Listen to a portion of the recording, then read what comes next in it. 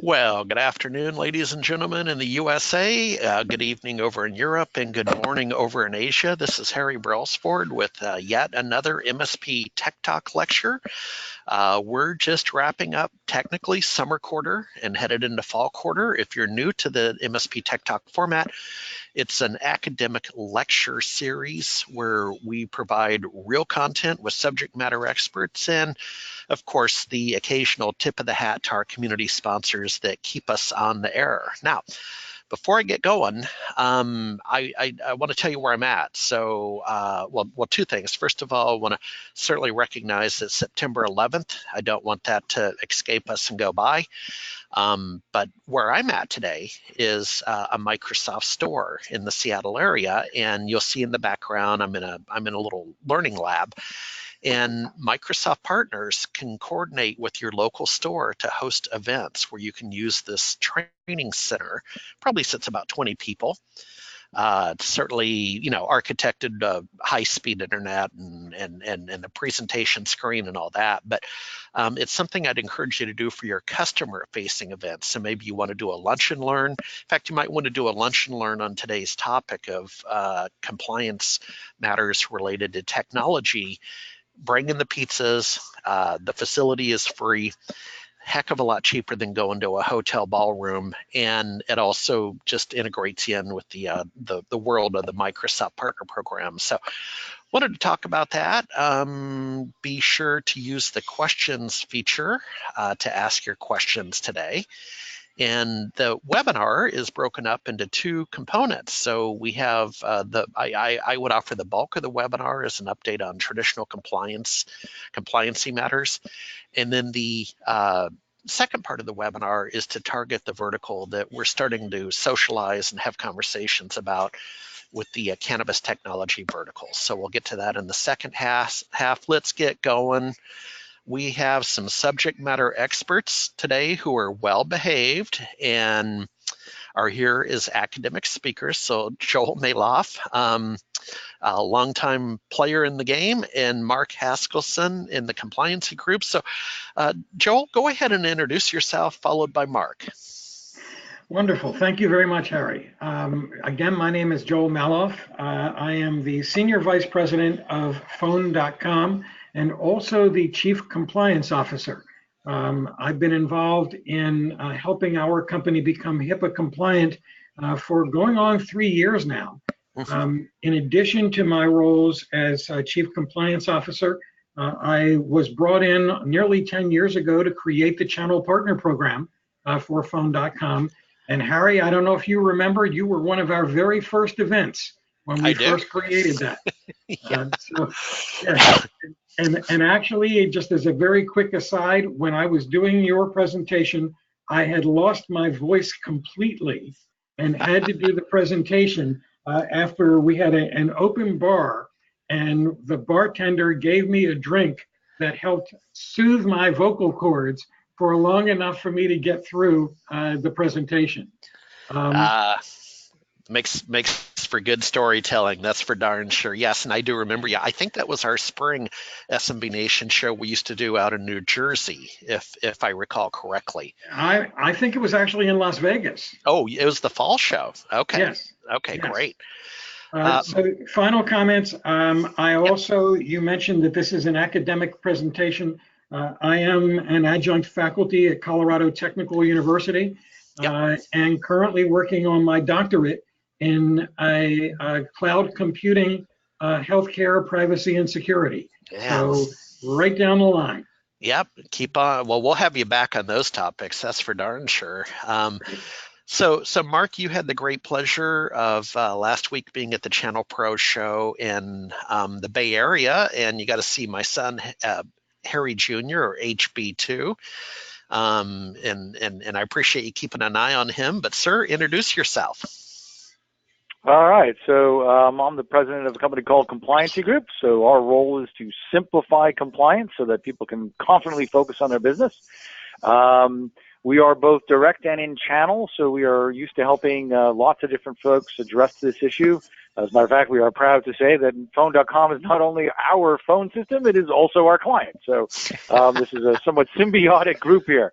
But no, actually, I really think in today's topic, the role in between how compliance and how it drives or how it enables security or the interaction or the in between the two is critical, because you really can't be compliant without being secure, and you can't really be secure without being compliant. And there's a lot of great opportunities to solve the bigger problems in the industry, and for our MSP brethren on the call, it's a great opportunity for them to increase their revenue streams. So I think there's a lot more understanding or opportunity that I think they should find out about. My pleasure to jump in. Well, By the way, on the speaker thing, okay, since we're doing that, on the covered entity side or in the healthcare side, we are recognized or national speakers from about half of the medical associations use us to do their compliance, cybersecurity, HIPAA compliant marketing type educational sessions. Yep. And we also take, I'm a certified speaker for CompTIA. Hopefully between the three of us, we got a lot of good content to share. There we go. We're doing the do. And let's first have a little humor, and then we'll get into the good stuff. So, folks, what I wanted to show you is the vertical we're going to discuss in the second half is once again the cannabis technology opportunity. And I took this photo yesterday across the water from Seattle. So this is a dispensary called Tiki Hut Cannabis in Kingston, Washington. And it was next to Albertsons. And I saw this handwritten note in the window, ATM out of cash. And I took that photo because this not only shows the immaturity and the beginning of the industry, but it also kind of raises some business issues. It touches on compliancy issues in terms of banking. And so, folks, this is where we're at. I can't make this up. I literally did not create that sign by hand and tape it just to get a photo op. But I just want to set the tone. To me, this all translates into opportunity because I invest forward into chaos and disruption. And that's part of what today is. Today is also to talk about Q4 and 2020. So it is fall. We're back from the summer break, and it's time to start thinking about not only the fourth quarter that's coming up, but how are we setting for next year in terms of developing some expertise and revenue sources. And so a couple of thoughts, and I'll look to the panelists to maybe speak to this.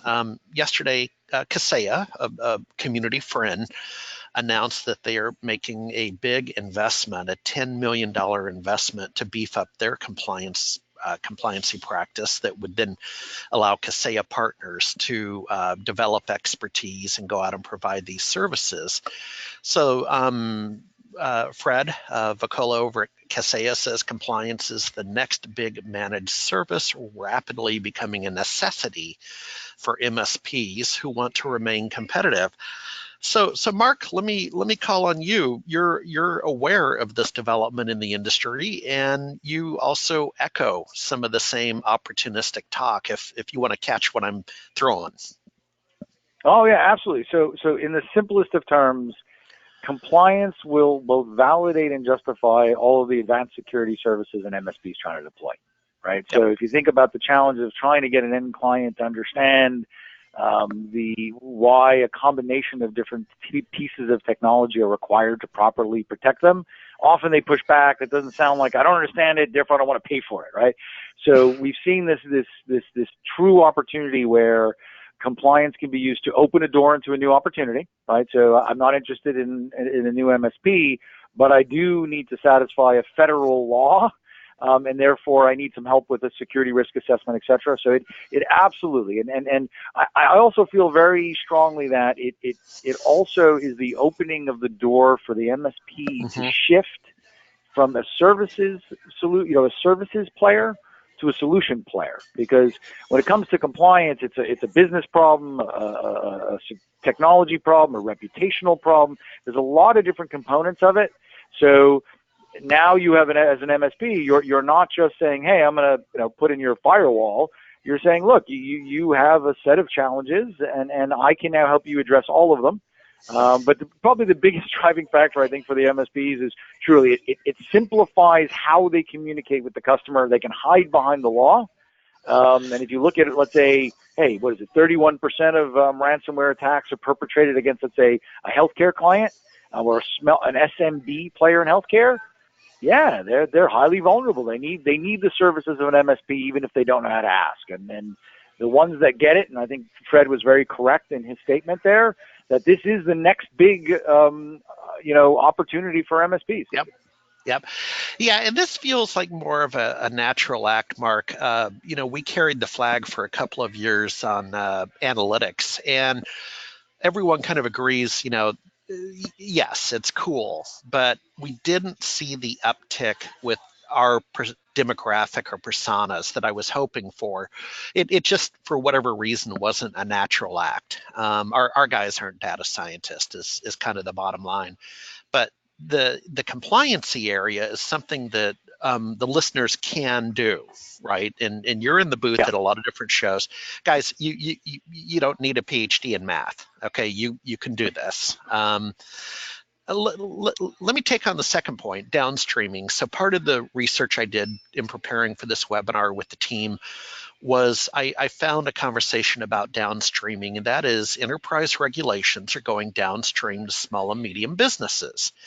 And gentlemen, I don't know if you quickly, let's play word soup to level set with the audience.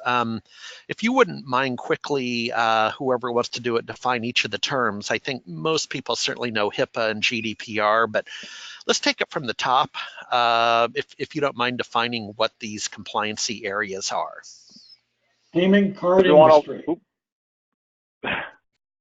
I got there first. Okay, go ahead. Yeah, you did get there first. Go for it. All right.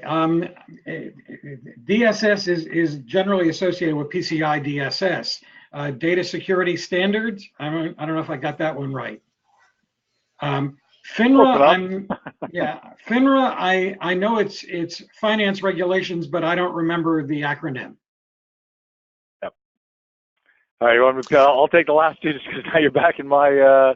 So HIPAA is the Health Insurance Portability and Accountability Act. It originally was around the fact that information was being shared in between players, both doctors' offices and insurance companies. So therefore, there was a need to secure that protected health information. And then GDPR is coming out of Europe. It's very HIPAA-like in that it's really built around what is the privacy requirements.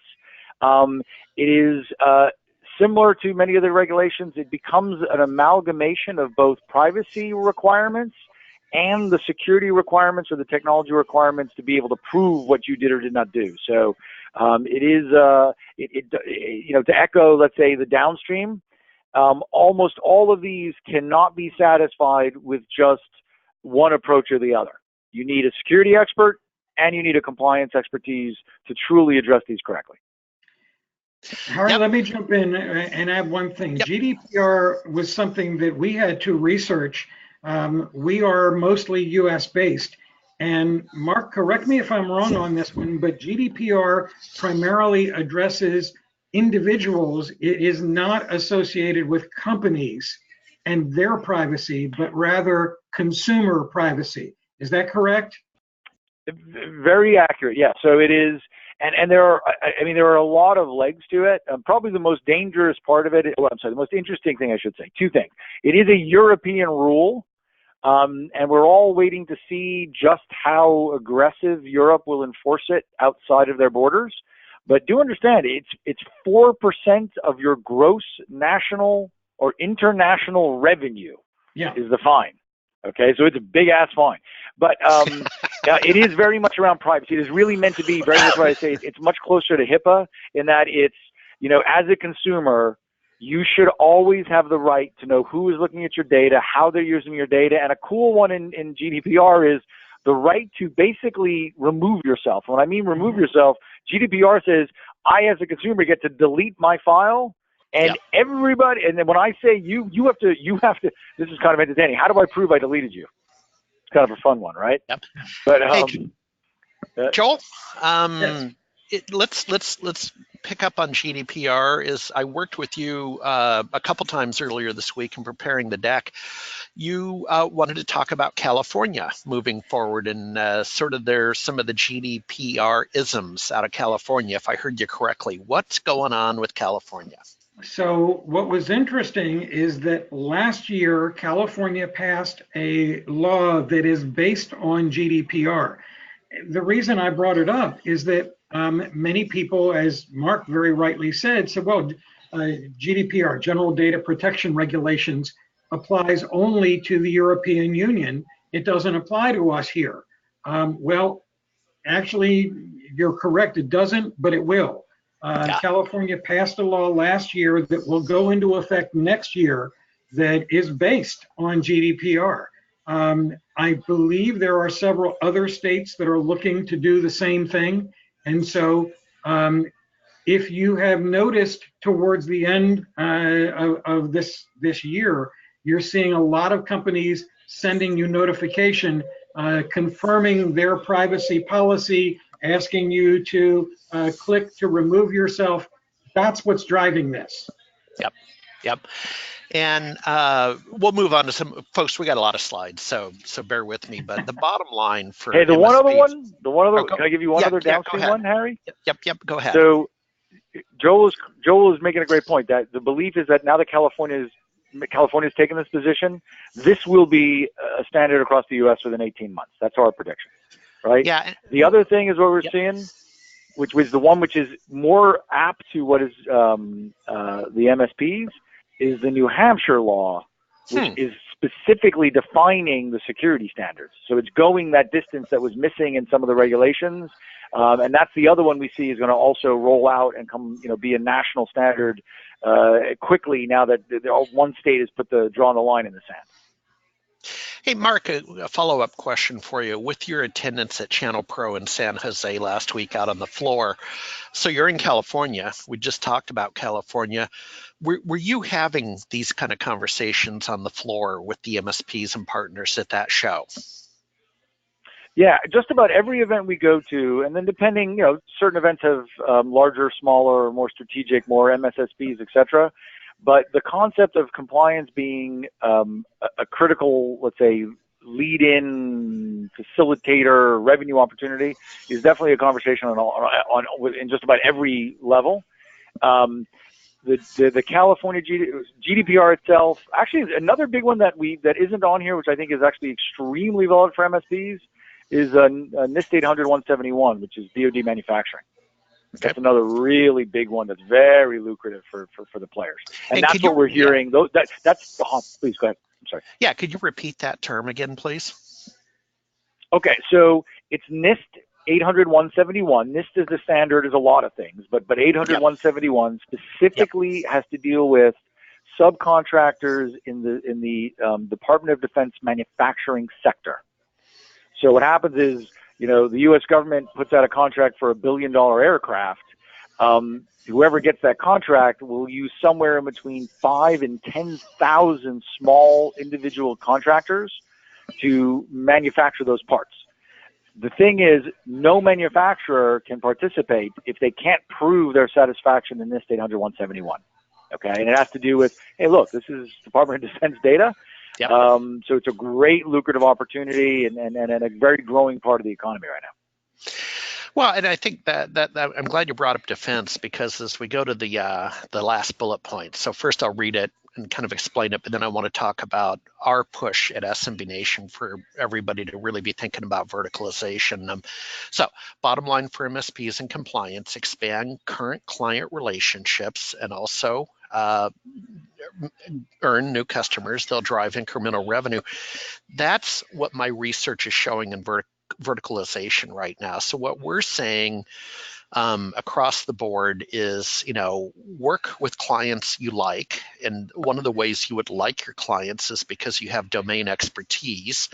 And so they treat you nicely and then get paid what you're worth. And that's my basic approach on verticalization. And the verticals I've been keeping an eye on for the last couple of years is defense. and also cannabis, and then, of course, the tried and true healthcare. We're not getting any younger, as it were. Let's move on. So, Joel, I think you want to talk about solutions and communications, and we're going to weave that into security and privacy. Sure. Thank you, Harry.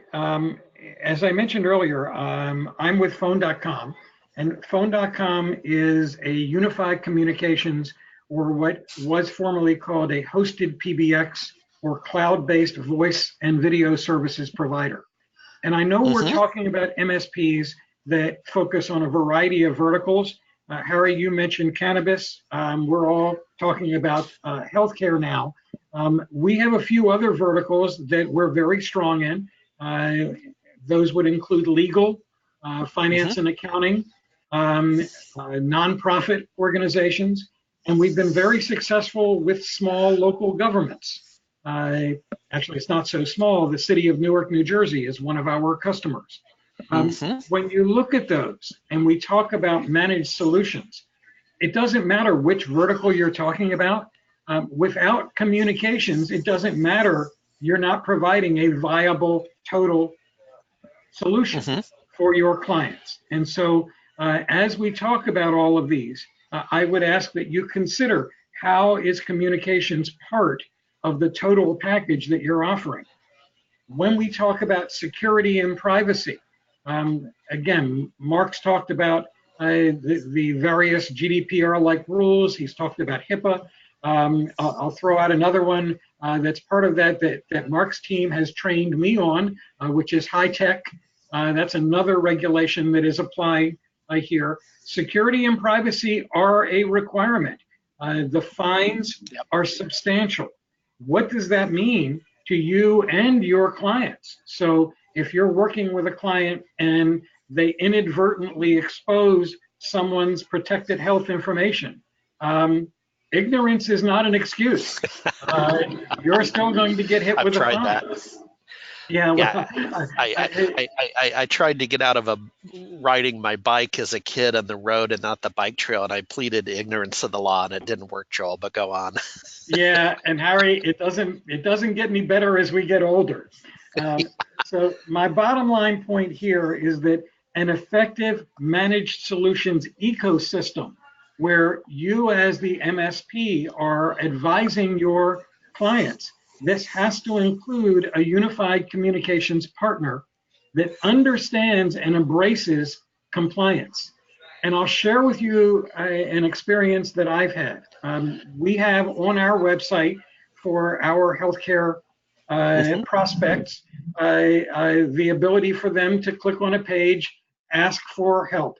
And it asks, are you a business associate or a covered entity? Mark used those terms a little bit earlier.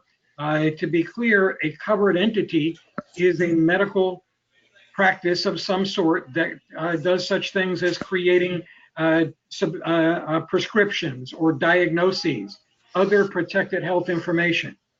A business associate is an organization that handles protected health information but doesn't create it, like a billing company or a management company or even a software company. I can tell you, in the couple of years that we've been doing this, we have that question: are you a business associate or a covered entity? About 30% of the time they get it wrong. They either don't know, or because they're asking for a business associate agreement, they think they're a business associate. My point of this is, I've now signed well over 1,000 business associate agreements. Your client is doing it one time, so they're not experts on it. You have the ability to be an expert in these areas and manifest that knowledge to your entire clientele. There's a real opportunity here that we've realized that you can also. Yep. Excellent. Joel, are you ready for the next slide? I am. Thank you, Harry. All righty. Please continue, my friend. All right. So just to put this in perspective, in the past, organizations had what we refer to as premises-based phone systems. They used to be called PBXs. If you had 5 different locations, each one of those locations had to have a physical phone system. And if you called one another, you were placing calls, possibly even long distance, to one another. All of those are now being rapidly replaced by cloud-based unified communications, or UCaaS. This is where we come in. This is what we do. But since we're talking about compliance, I'm often asked, okay, well, you're a phone company. Why should I care about compliance with you? So there are 2 points, and hopefully most of our MSPs are familiar with these. But if you're not, there is data at rest and data in motion. Data at rest are such things as voicemail, call recordings, fax, SMS text. They actually are sitting in our systems. We have to ensure, because of Mark's company's leadership to us, that we are encrypting all of the data at rest so that it is only accessible by authorized users or internal personnel, and that we have audit trails that follow all of that. We had to re-architect our systems. Then there is data in motion. Once that data leaves our system, we are not directly responsible for it, but we have an obligation to tell them that if you send a fax, well, we don't know who is on the other end. If you send an SMS text, we can't be sure who is on the other end. But something that we've implemented for many of our healthcare customers is an autoresponder, so that if someone sends a SMS text to one of our customers, it will automatically respond. Text is inherently insecure. Click here to see our policy, and if you wish to continue, sure, we'll talk to you. We've done that to try to help our customers, even though it's beyond our requirement. 2 terms that come into play are PII, personally identifiable information, and PHI, protected health information. We have to address those. So where are the exposures? Again, anything that we have that has the ability to display either PII or PHI, we have to protect. The point of all of this is that as an MSP, you really want a UCaaS partner that not only understands what is going on in terms of compliance with healthcare or other industries, but is willing to work with you. We do that and would love to talk to folks about it more. Harry? Yeah, Joel, I have a question for you on the call recording. So I use a little application. I hope it shows up on the camera. Yeah. ACR, automatic call recording, and right. There were some important reasons why I did that. And my research showed that in the state of Washington, I'm allowed to do that. Now, I'm open to being corrected. If I'm not a lawyer, I play one on TV. But this would be an example of data at rest, right? That a call comes in, it's automatically recorded. I literally put like a 32 gig card in my phone to move all my photos and sound over. And but Joel, I don't know if you can speak to that. I mean, clearly we're talking about call recording. Is that regulated at the state level, that you have to notify the other party the call is being recorded, or is that a federal law, or do you know? Well, there's actually 2 parts to the answer. The first part is that there are state laws on that you need to have a beep to let people know that a call is being recorded. Some states have that, some states don't. Okay. However, when you're talking about healthcare, if that patient has called in and says my heart condition has just gotten worse, and we recorded that, we have to protect that information so that it can't be hacked, it can't be ransomware. It has to be protected to ensure that we remain compliant. And if there is a breach of that information, and I would actually ask Mark to speak more on that, because I have to constantly counsel my internal technical people on semantics. If you have a problem with your phone service, that the call handling rules aren't working correctly, that is not a breach. A breach is when protected health information has been exposed. And I tell my people, don't get me in trouble. If you say we had a breach and all you're talking about is a call handling rule was not operating correctly, that's not the same thing. So, Okay. Mark, I don't know if you have some comments on that. You're on mute. Sorry, there's just so many misunderstandings on what really, what is really a breach and what isn't a breach. Yep. What needs to be reported, what's meaningful, what's non-meaningful. So in general, I think you're very correct. Often people will, if they contact a lawyer, they believe they have a serious breach when they really don't. Like, for example, if you can prove that everything was properly encrypted and backed up, this happens a lot with ransomware. If you can prove that if you're, for example, as an MSP, if you can prove proper encryption and backup and a good solid disaster recovery plan, it is not a reportable breach because the data was not accessed, right? And Yep. or I'm sorry, the person whoever the stealing of the data they cannot use, and then provided that you can come back and recover, then you've not negatively affected the patient or the consumer. So that's actually not a breach. Now, but you see a lot of folks that will be, they'll just act like, well, it was not a big deal. I lost a laptop. I'm like, No, or often what we see is, they thought it was a trouble ticket. This is very common. MSP pulls out they do a trouble ticket on a piece of equipment. They don't realize that trouble was a meaningful breach. More than 500 people were potentially affected. That is a 60-day mandatory requirement to reporting. And one of the ones that I often hear, and this was not the question, Joel, but I'm going to throw it out there. Sure. The belief that don't worry, they're not enforcing, you don't have to worry about that.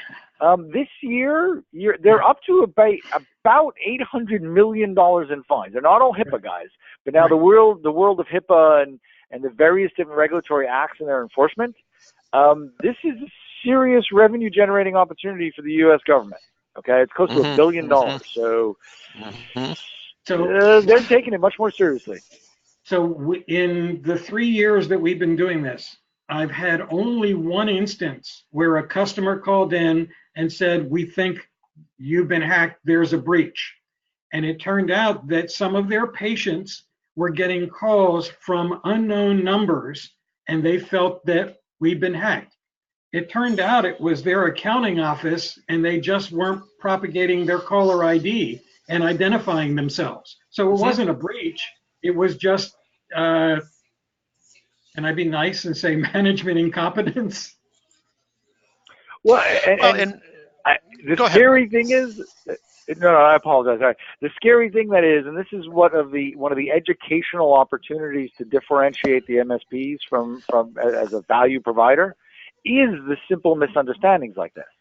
Because this happens all the time. They're like, oh my God, this is. I'm like, no, it's not. Or minimum necessary definitions. A lot of places where people they are misquoting the law in a positive or negative way. Yeah, imagine that. Mark, this all ties into, and I'll bring it up at the end, but I've done some interviews with you recently for a couple of our different media properties, and you coined the term business solution provider, BSP. Let's revisit that a little bit later, because that's what I'm hearing you stair step us down that way. There's the geek side, there's automation and remote management, there's all that, but then there's the business acumen side. Joel, I'll go to the next slide. Walk us through this slide.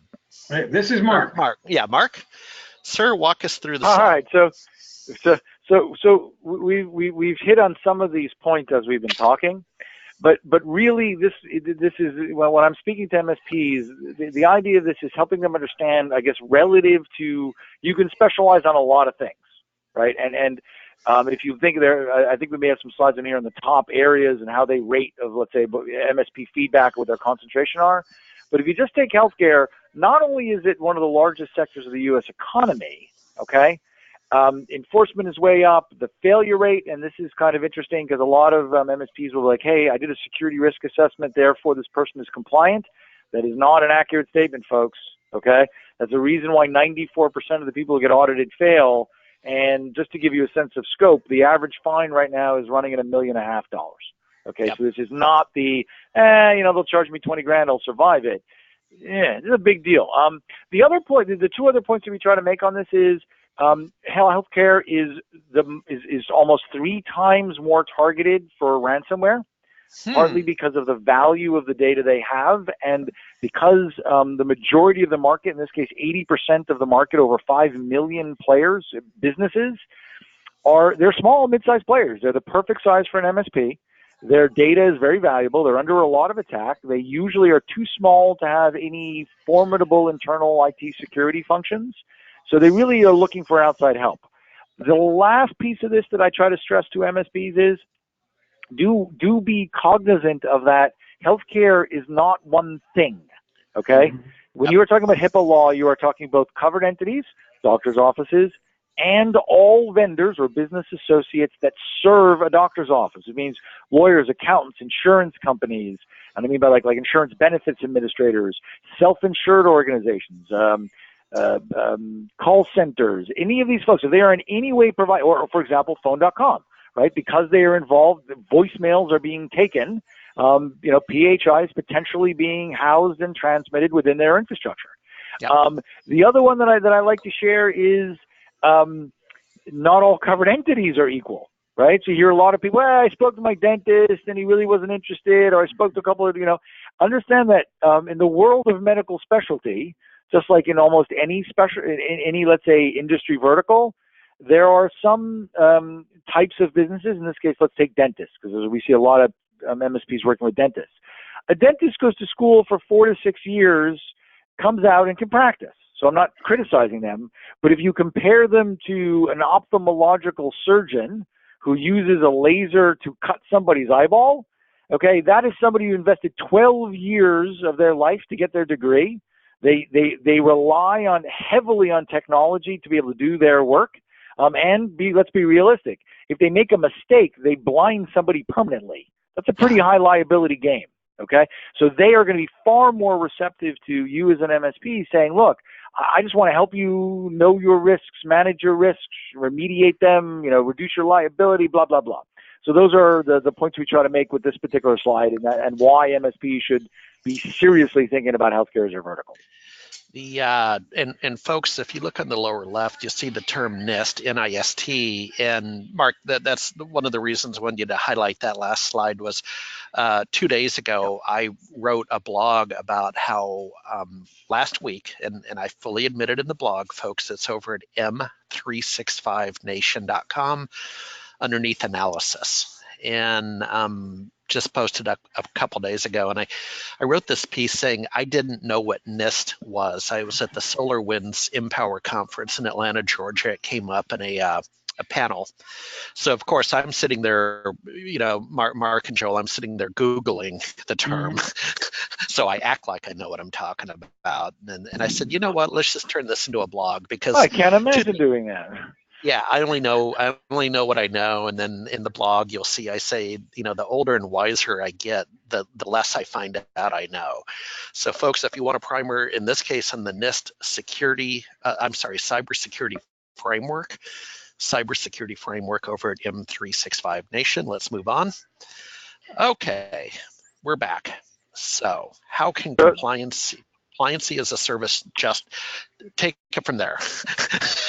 All right. So then this and the next couple to go with it is really just to help that. Often when I'm talking to MSPs, they don't, their natural gravitation is to just stick to the security components, right? Yep. The challenge, or let's say the reason why I think that is, I'm not going to say flawed, you're just missing out on a big opportunity, is that in the end, compliance, and I believe very strongly to not view compliance as a service, but to compliance as a solution. Because what happens is, just by the nature of the law, okay, it is mandating email protection, endpoint protection, the advanced vulnerability management, the tools that you've tried to explain to a client that they're just pushing back because they don't understand them, and hey, why can't I just have antivirus, right? Well, there's a lot more to that than you think. You can hide behind the law, okay? What it ultimately justifies why these people have to be investing in using an MSP to solve this larger problem. And that next slide, because this kind of like high level, it kind of gives a background of all the things that will be mandated under the law. For example, this is a new interpretation. Originally, scans were considered part of the remediation plan, but now there is language that is changing. That means that, yeah, this is a much bigger opportunity for MSPs than it was before. So next slide, Harry. Yep. Beautiful. Okay. All right, so you're gonna have to click for me, Harry. Okay. Yeah. So Yeah. So stop me for a second. So here's where the mistake occurs. You walk into your client. You think you are there to talk about security. So you're thinking in your mind, RMM, EDR, BDR, SOC, SIM. You're thinking tech. Okay. Yep. The problem is that if you click, if you click for me, if you could, Harry. Yep. Okay. So, but what your client is thinking of and what they want to pay for is peace of mind. Okay. Their definition of security was, I don't want any fear and anxiety about what's going on in my business. I want to pay you money to make this go away because they're thinking of a guy in a hoodie, right? They don't understand our tech. The details of the technology is not what they care about. Now, and the mistake that I see with a tremendous amount of the MSPs that we work with is because that's what you're most comfortable with. Yep. You start trying to explain it, right? And listen, some of this technology that we see in the market it's confusing for those of us that are security experts. So the second you bring that up, you are actually causing your client to not want to buy from you because you're giving them anxiety, right? I don't think fear sells. I think fear locks up clients and makes them say, I don't understand, and therefore I'm going to presume you are overpriced, and I'm going to go talk to somebody else, right? So that's really where I think is one of the big disconnects. And the next one, if you could click, and I'm sorry, Yes, Joel, forgive me to go through these slides, okay, and this one, okay, click all three because I'm just going to explain them real quick. So if you look at CompTIA's data, okay, internationally, you have number one problem is that listen, I've seen MSPs say this to me, all right? Everyone really believes what they have in place is good enough. Okay, hey, I ordered a cable modem. It came from my local whatever, my FiOS or my cable company. And why isn't that router sufficient? How do you explain that? Most people are not going to understand that, right? The two or three other things that we find are critical is whether you like it or not, whether you put in the right tech or not. Okay, 76% of the time, the breach was caused by human failure. Okay, which means if you didn't address the regulatory compliance side, the human element, I think, Joel, you gave some examples where it was just the wrong person called in or they didn't understand. So, this is driving what is a tremendous amount of cost and inefficiency and risk. And then the last one is, much as I'd like to think that our MSP brethren are always know the right thing to do, 26% of the time, you screwed it up. Okay, and the most graphic example right now, there was an organization called Cottage Health. They were fined $3 million. Their IT guy was not fully versed in the responsibilities under HIPAA, and when he configured their servers, he left them open. Okay, so what happened was literally all of their data was searchable. Okay, and separate of the $3 million fine that was fined to the covered entity, who do you think they sued, and how much do you think they sued for that mistake? Right? It's a much larger lawsuit. So. Yep. Hey, let me go back up. Let me go back up to reason number one. So kids on the call today won't get this, but back in the day, the panelists will remember this. There was a best-selling business book called In Search of Excellence, and that really was back in the day. And the idea was about satisfying behavior. That it's good enough. Basically is what it translated to loosely inside organizations. And the whole point of the book was to be an excellent organization. So no, it's not good enough. But just a little trivia, blast from the past. Let's move on. All right, so we have a HIPAA slide. Gentlemen? All right, sorry, I got a couple of these. I apologize for going on, but the idea was base backdrop, so when we start talking into the rest of the industries, you'll see it. So the other mistake we see if you are going to get involved with compliance as an opportunity is to understand that compliance is not one rule, it is actually three. And Harry, if you'll be kind enough to click once or twice more for me. Okay. Yes, sir. So the mistake that often happens is you heard security risk assessment, so you did what is called, and if you could click there, Harry, click for me on this. You Yes, sir. did what is 2 of what is the mandatory 6 audits every year. Okay? Now that's great, and it's a really important part of this. But going back to the 76% thing before on where the breaches are caused, 100% of the fines, not the breaches, 100% of the fines are related to you did not properly map out your administrative and privacy and physical risks. Okay? So in reality, what you're doing is if you're just doing SRAs for your clients, you are really only addressing 1/3 of one rule. Okay? Which means you are leaving your client either highly vulnerable because often they're going to be presuming that you are taking care of everything for them, or 2, that another vendor is going to come in, educate them on the issues, and you're going to lose your client. Okay, and then we had an MSP that went in to just do a basic compliance SRA, and came back with $25,000 a month worth of MRR because in that process he showed a slide like this and said, look, your current vendor, you may have thought they were addressing this for you, but they're really only addressing a very small part of what your requirements are, and therefore you should hire me, not them. And those are things that we see being used in the market. All That's righty. why we keep going. Yeah, there you go. 1/3 one rule. All right. So this, I think, is the last one for me. This is the best way we found to help MSPs visually see when you are talking regulatory compliance. And by the way, one thing I'll say, because Harry, we've talked about other regulatory acts, almost all of the regulatory acts follow the same theme. Okay? Mm-hmm. Audits, gaps need to be remediated. It's either a technical solution or a policy procedure, etc. So if you are just doing on the left-hand side, there is no HIPAA light. Okay? If you're just addressing the SRA, maybe some security remediation, maybe some policies, procedures, and training, understand you are truly not solving the problem. Okay? And this is why so many people fail. The point here is, as an MSP, if you solve the larger set of problems, you're far more valuable, you'll get paid a lot more money, etc. Whereas if you just do the SRA, you are most likely going to lose to somebody else who comes along and educates your clients.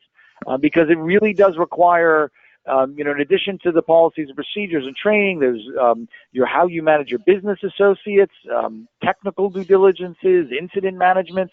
All of these relate back to the MSP because gap identification and remediation, that is implementing advanced security tools.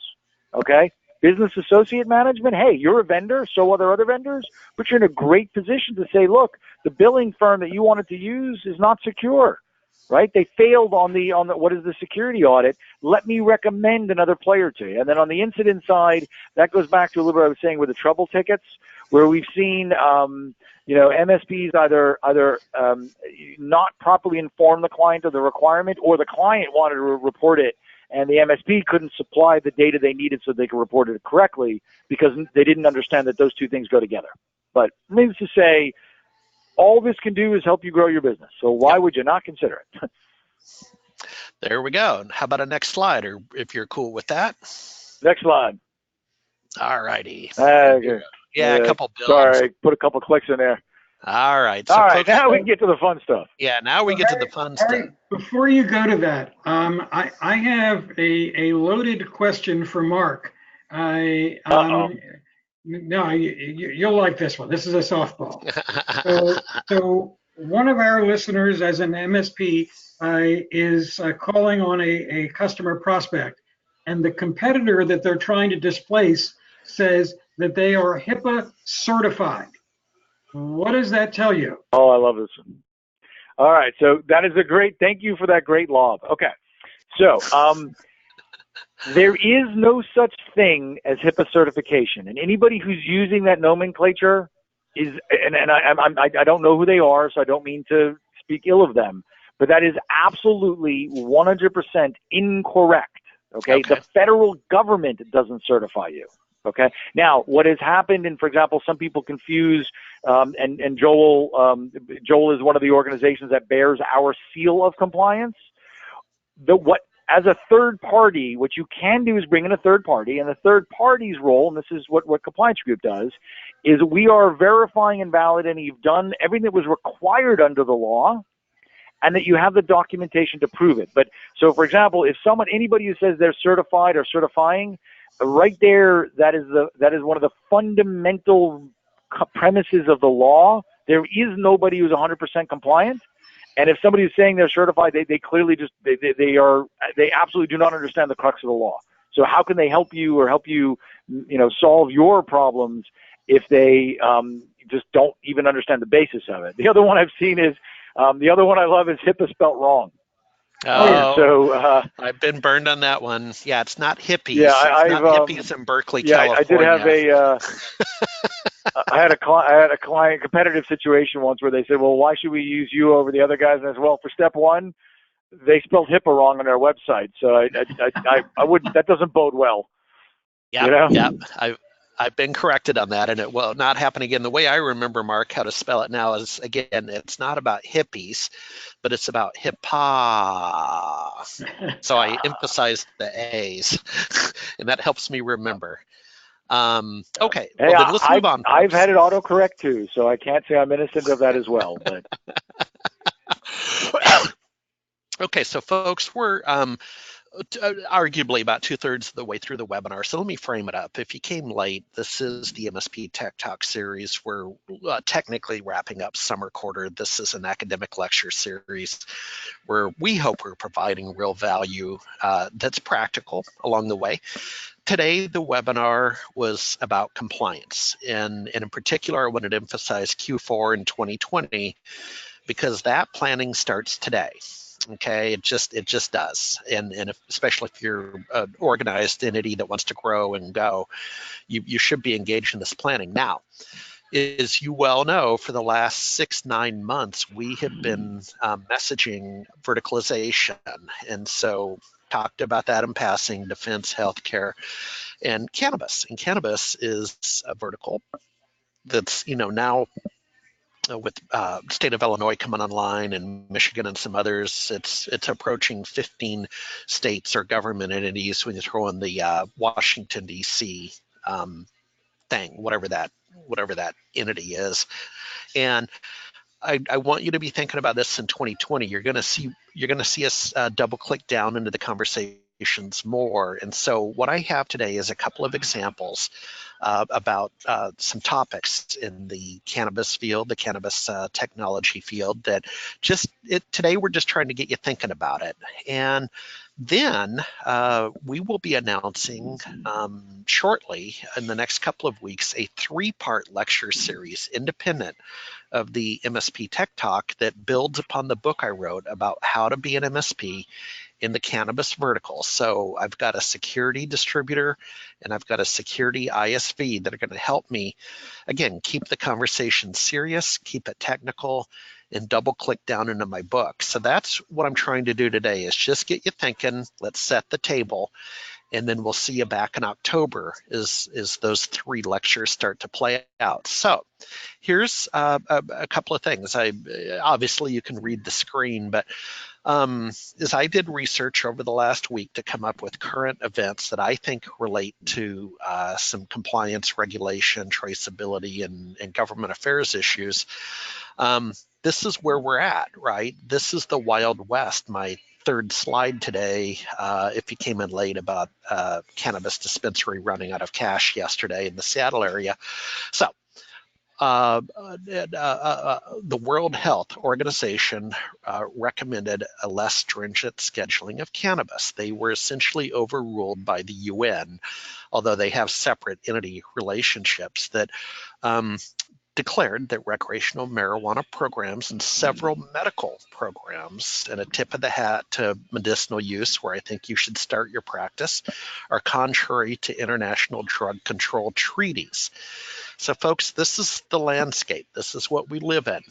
Second point, Colombia is now been allowed to ship medical cannabis to Canada. So the firm is Econometics, SAS, doing business as Clever Leaves, backed by the U.S. investment firm Northern Swan, received 6 authorizations from Health Canada to import dry cannabis flower for scientific purposes or medicinal purposes. Well, what's interesting about that is cross-border traffic transactions, right? Because in the U.S., that's explicitly forbidden across the Canadian border, and even between the state of Washington and the state of Oregon, right, would be an example that you cannot have cross-border transactions. Each state is unto itself. And so I thought this was a very interesting bullet point that once you go federal legal, it opens up banking, clearly opens up the conversation for cross-border transactions and so on. And folks, you're here at the beginning, okay? This is just had a coffee 2 hours ago with an investor in the AI area. And I was saying, dude, this is $19.99 for small business server. And that would make sense because we all know SBS, in my humble opinion, didn't really hit its stride until 2003. We could argue 2001 with the 2000 release was a big improvement over 4.5, but folks, this is early, and this is what it looks like, and it's chaotic. Let's talk about the U.S., and I'll call on the gentleman on that last point about California in particular, but I am conversant and able to speak about each state is in fact different. So an example would be video retention. Washington State is 60 hours of retained video from operations, which brings into play the rebirth of the white box on-prem server to store that much data, so you're not getting bankrupted by AWS or Azure. In the state of Alaska, it's only 40 hours. And if you want to see a deeper conversation on this, go to our sister site, 420msp.com. Again, 420msp.com, where on a recent trip to Alaska, I met with an MSP who has a couple of cannabis clients and has made this his niche. He's also on some government boards. His name is Dan Foote. So click on over on screen number 2. You have my permission, and watch that video as well as some other MSP conversations like this. Second point, the Lieutenant Governor recently signed into law creating rules to allow on-site consumption of marijuana at some licensed retailers. Well, this is a big deal because that now says that a dispensary behaves in Amsterdam, we call it a coffee shop. In the USA, we call it a bar. But imagine now being able, like a bar, you're able to consume your beer at the bar where they probably, let's assume they brewed it and manufactured it and they're ready to go and serve you the beer.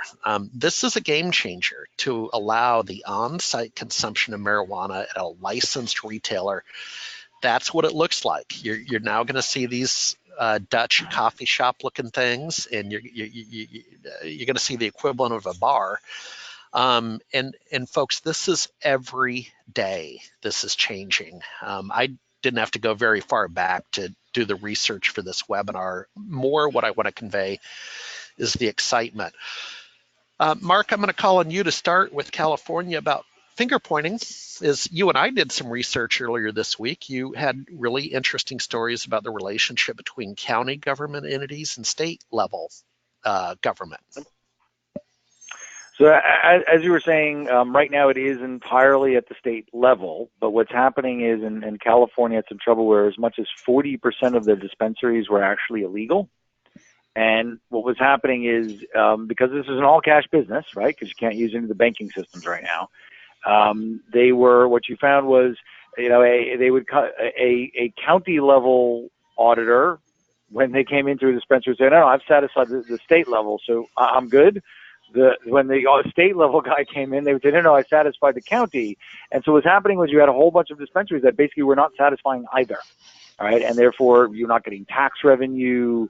Although I don't think there was any huge life-threatening quality issue, right? But now you're beginning to see that this argument about that vaping has caused some health issues. But the question is, was this legal stuff? I mean, was this something cooked up in someone's basement, or was this a properly practiced thing? So you do have states like California are trying, and I think all the states that we work with many of them. Trying to figure out how to get this controlled is not easy, right? And it's one of the few times where I think a little federal help would go a long way. Yeah, you got that right. Joel, feel free to pitch in. I know this isn't explicitly your niche day to day, but the peanut gallery is always welcome to pitch in as you see fit, my friend. No, I'm happy to do it, but I don't have a lot of expertise in this area, and it's not a vertical that we have focused on, although it's one that we certainly find interesting.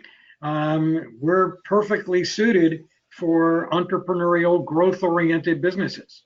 Yeah, you really are. And um, Joel, I'll tell you again, as I did 2 years of research on the book, folks, the book is profiled at 420msp.com, but meetups, meetings, you name it, conferences, I was there. But Joel, what's really interesting is that the phone, my experience with dispensaries, the phone has a role in customer service in the sense that in the state of Washington, you have some dispensaries have what they call online ordering. Okay, Mm-hmm. so Agate Dreams, if anyone wants to Google Agate Dreams, just outside of Paulsbo, Washington, has a portal for online ordering. It's really not. When I think online ordering, I'm thinking, okay, I'm going to get my favorite chocolate chip cookies, if you know what I mean, an edible. And I'm going to order it, I'm going to pay for it, and I'm going to drive over and pick it up. At least here, I think California actually has delivery services, but here you would go over and pick it up. Well, so what Agate Dreams has done is it's eye candy, right? That they, on their page, they're going to say, well, our inventory is only current as of 48 hours ago when you reserve your chocolate chip cookies. Okay, well, that means they may not have chocolate chip cookies, even though you put in a reservation because you're working with data that's 48 hours old. And you certainly cannot pay for it online. And then when you get there, it turns out you're no different than any other customer. The printout that you had with an order ID does not get you to the front of the line. It does not get you to a little side area where your name is waiting on a container of chocolate chip cookies. It was eye candy. So Joel, you know what's really valuable? You know where I'm going with this? It's Sure. the freaking phone. The freaking Yes. phone. If you like this brand of chocolate chip cookies, and Kitsap County probably has a dozen dispensaries, it's a fairly large county, I'm sure the hell going to pick up and call Tiki and Agate and Paper and Leaf. I'm sure the hell going to call them before I'm driving anywhere from 11 to 20 miles between the dispensaries to discover if they have my cookies. Yes. So, little shout out on some of my research. Well, what comes to mind that's interesting is that if you think about it, and again, I will plead ignorance about this particular vertical, but if you presume that they're largely smaller entrepreneurs, They it's are. not like they've got 100 employees or anything like that. Imagine, and I know it's a terrible comparison, but you often see ads for law firms. If you've had an accident or whatever, it's really a referral service. And cannabis could have the same thing, that you could have a call center that is taking orders. Yes, for your town, great. We can confirm availability for you and so forth. So instead of trying to each one have their own folks sitting there taking orders, maybe it's an opportunity. Yeah, that Um, I, I'm gonna kill the webinar right now and go start that up. I'll be incorporated within the hour. Thank you, sir. That's actually a really Hey, good idea. I've got a great phone service with call center functionality that will fit right in. There you go. Let's move uh, on. uh, uh, Or go hey, go and by go the way, and ahead. as we're switching if you take, let's say, Nevada or Vegas, it's delivered to your room, so it actually is all phone based. Okay, Nice. you That actually is cool. call, place an order, pay, make your, I guess they did. I have not used it, but then you pay when they come when they deliver. Um, Mark, I believe this is my last slide for the lecture, and then we have a closing slide, and we're coming back to the BSP. So first of all, I'm going to weave it into this, but quickly define what you meant in some prior interviews I did with you on BSP. Then I'm going to tie it to this business conversation right here. So taking some of the examples I gave you about the misunderstandings and disconnects, and this is my role at CompTIA. This is my experience as a guy who's done 5 startups. There is an evolution that is occurring, or an opportunity that is available to the MSPs. Okay, it's a great business. You can continue being a lifestyle MSP for the rest of your life. All right, but if you start making the shift into being a business solutions provider, where you are now not just there as, hey, I'm going to make sure that your firewall was fixed, okay, or that your computer that was having a problem with your keyboard, break fix. The evolution you went to, you saw MSP, monthly recurring model, I'm getting paid to keep your services up rather than, just when you have it broken. The next level is you have a set of business problems, okay? You no longer have a set of technology problems. Mm-hmm. Technology is just the pieces of equipment that we use to now solve our various different business issues. So the concept of a BSP is a service provider who's realized that 2 things. They want to solve the bigger problem for their client, okay, and that their role is to help their client pick the right technology to solve the business problem, not the other way around, okay? So, if you might have a strong opinion about, I like Fortinet firewall versus Meraki, but the deal is, what you may need to find out is that and the type of business I have, and let's say actually to bring it back to Joel, one of the reasons why we use phone.com very specifically is we had a unique set of needs, the way our operational teams function. Okay, the average, let's say, an MSP that would have just brought me one of the many other great services would not have given, if they did not understand the way my business ran and the way that my sales and implementation teams are, the way their schedules run, and why the integration into our phone or our phone technology is so critical, they would have suggested something else to me, or they would not have suggested anything. I then would have implemented whatever I found and been very frustrated and pissed off. Okay, yeah. And that's the kind of thing that loses a client. So it's the idea of you really taking the time to understand your client's business problems. You are now I don't like the word trusted advisor. That's a little abused. Yeah, it's You're now helping me. You're helping me make money. That's another thing is, when you're a solution provider, you're now getting tied into what is your client's revenue streams. Right. You're helping me grow my business. If all you're doing is just, making sure my computer didn't go down, great. All right. That's not how I make my money, right? How I make my money is a bunch of other technology that I use that you get to be a part of advising what I should or should not use. And I'll also say, folks, it's damn lucrative. Okay. You don't have to just make money. The model of MRR works with CRM technology, email marketing technology, billing technologies are all things, or phone.com, where you can represent a problem for your client, take something and either bundle it in or mark it up, whichever is the business model, cost plus or value-based pricing. It's just a very different game. And I'm really hoping, I've been on the CompTIA level, we're trying to help this cause or this concept get advanced. And I see and if you look at, the folks across many of the industry sectors, many of the MSP communities, who are the sexiest, hottest MSPs? The ones that are growing like crazy. If you scratch at them a little bit, what you'll find is they're not selling line item services. They're solving bigger problems. Yep. So let me grab that, folks. What we're talking about is the middle of the supply chain. We're talking 2 things: business processes, but we're also talking about the processor. And this would be the middle of the supply chain. So you have the growers, and I've got countless examples of MSPs helping with IoT and drones and all that.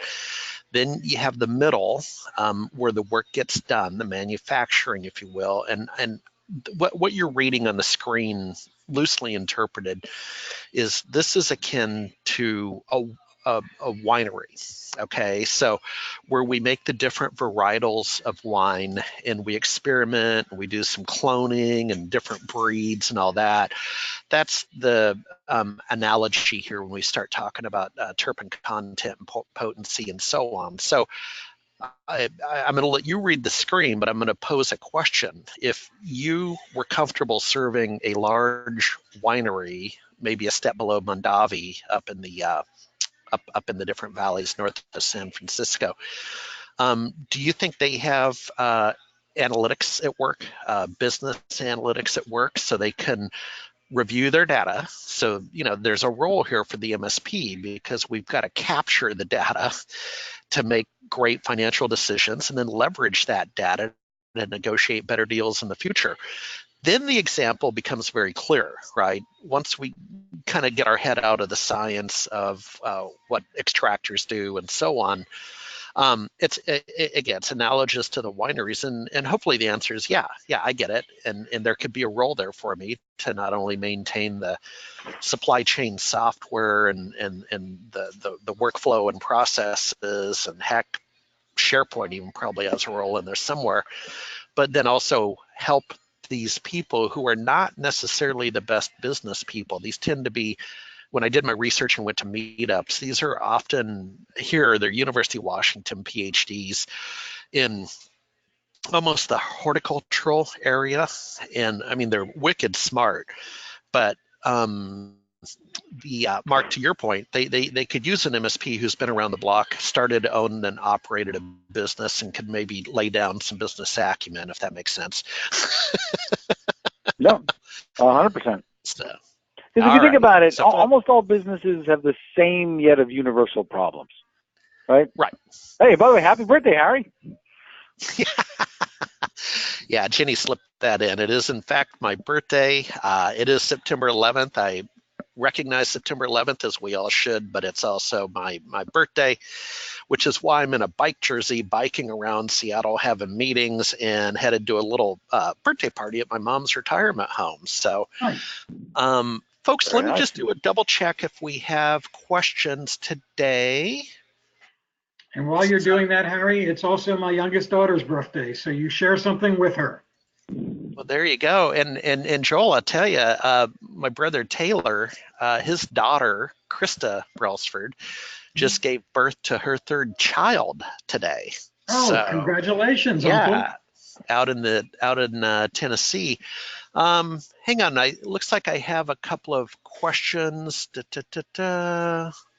Jonathan Handler, added value, thank you. Jonathan Handler says, NIST used to be known as the National Bureau of Standards. Yes. And actually, Harry, I lived directly across the road in Gaithersburg, Maryland, from what was at that time MBS. Yep. And then we have Kim McCoy asking if there's recordings of some of the earlier MSP Tech Talks. Yes, Kim, Jenny answered that in fact, that's up on the site and our YouTube channel to catch up over summer quarter. I guess that means I need to have a final exam, right, if we're going to be academic. So, folks, I think we're home free. We're going to be able to call it a wrap. So, Joel and Mark, thank you for adding value, keeping the conversation serious, keeping it broad for the first 2/3 of the webinar, and then letting us kind of double click down into a vertical that we think is chaotic, disruptive, and interesting. You won't be bored. So, with that said, to make it interesting. Folks, take a second to honor September 11th. Have a great day, and we'll see you back for SD-WAN. SD-WAN comes up at the end of the month. Jenny, thanks as always in the radio control room. Bye-bye. Have a good night. Bye. Thank you, Harry. Thank you, Mark. Pleasure doing it.